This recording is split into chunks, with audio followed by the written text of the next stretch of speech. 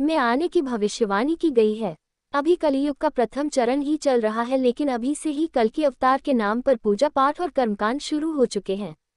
कुछ संगठनों का दावा है कि कल्कि अवतार के प्रकट होने का समय नजदीक आ गया है और कुछ का दावा है कि कल्कि अवतार हो चुका है। कल्कि अवतार को लेकर हिंदुओं में ये भ्रम और मतभेद क्यों हैं? क्या शंकराचार्य इसे स्पष्ट करने की जिम्मेदारी नहीं रखते हैं? वर्तमान में भगवान कल्कि के नाम पर उत्तर प्रदेश में संभल ग्राम में एक मंदिर बना है। उनके नाम पर दिल्ली आदि क्षेत्रों में ऑडियो, वीडियो, सीडी, पुस्तक आदि साहित्य सामग्री का विकास कर प्रचार प्रसार किया जा रहा है। उनके नाम की आरती, चालीसा, पुराण आदि मिलते हैं। उत्तर प्रदेश में सक्रिय कल्कि वाटिका नामक संगठन का दावा है कि कल्कि अवतार के प्रकट होने का समय नजदीक आ गया है। इन लोगों का मानना है कि देवी जगत में कल्कि अवतार हो गया है। स्वप्न, जागृत और वाणी अनुभवों द्वारा वे भक्तों को संदेश दे रहे हैं। उनकी महाशक्तियां भक्तों की रक्षा के लिए इस जगत में चारों ओर फैल चुकी हैं, अब बस उनका केवल प्राकट्य शेष है। इसका तार्किक आधार यह है कि अवतार किसी समय सीमा में बंधा नहीं होता। उसके प्राकट्य के अपने मापदंड होते हैं।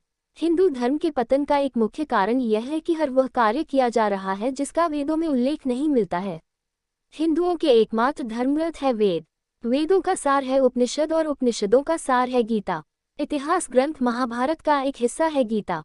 रामायण, पुराण और स्मृतियां भी इतिहास और व्यवस्था को उल्लेखित करने वाले ग्रंथ है, धर्म ग्रंथ नहीं।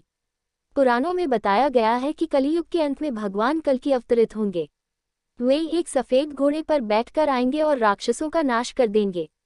पौराणिक मान्यता के अनुसार कलियुग 4,32,000 वर्ष का है, जिसका अभी प्रथम चरण ही चल रहा है। कलियुग का प्रारंभ 3102 ईसा पूर्व से हुआ था, जब 5 ग्रह मंगल, बुध, शुक्र, बृहस्पति और शनि मेष राशि पर 0 डिग्री पर हो गए थे।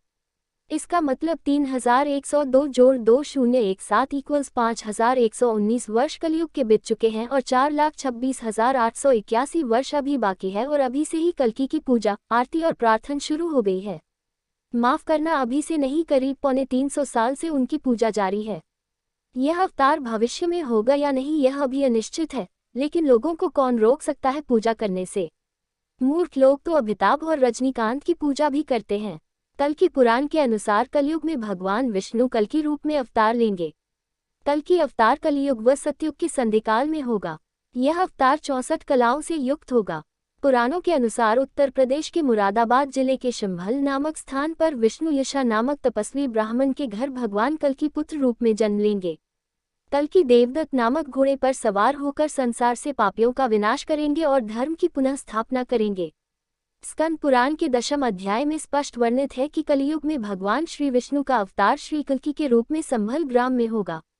अग्नि पुराण के 16वें अध्याय में कल्कि अवतार का चित्रण तीर कमान धारण किए हुए एक घुड़सवार के रूप में किया है और वे भविष्य में होंगे। कल्कि पुराण के अनुसार वह हाथ में चमचमाती हुई तलवार लिए सफेद घोड़े पर सवार होकर युद्ध और विजय के लिए निकलेगा तथा बौद्ध, जैन और मलेच्छों को पराजित कर सनातन राज्य स्थापित करेगा।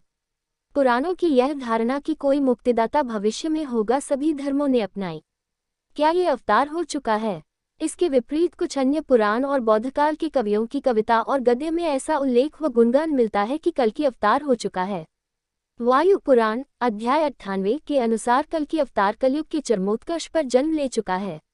इसमें विष्णु की प्रशंसा करते हुए दत्तात्रेय, व्यास कल्कि विष्णु के अवतार कहे गए हैं, किंतु बुद्ध का उल्लेख नहीं हुआ है। इसका मतलब ये कि उस काल में या तो बुद्ध को अवतारी होने की मान्यता नहीं मिलती थी या फिर बुद्ध के पूर्व कल्कि अवतार हुआ होगा। मत्स्य पुराण के द्वापर और कलियुग के वर्णन में कल्कि के होने का वर्णन मिलता है। बंगाली कवि जयदेव 1200 ई और चंडीदास के अनुसार भी कल्कि अवतार की घटना हो चुकी है, अतः कल्कि एक ऐतिहासिक व्यक्तित्व हो सकते हैं।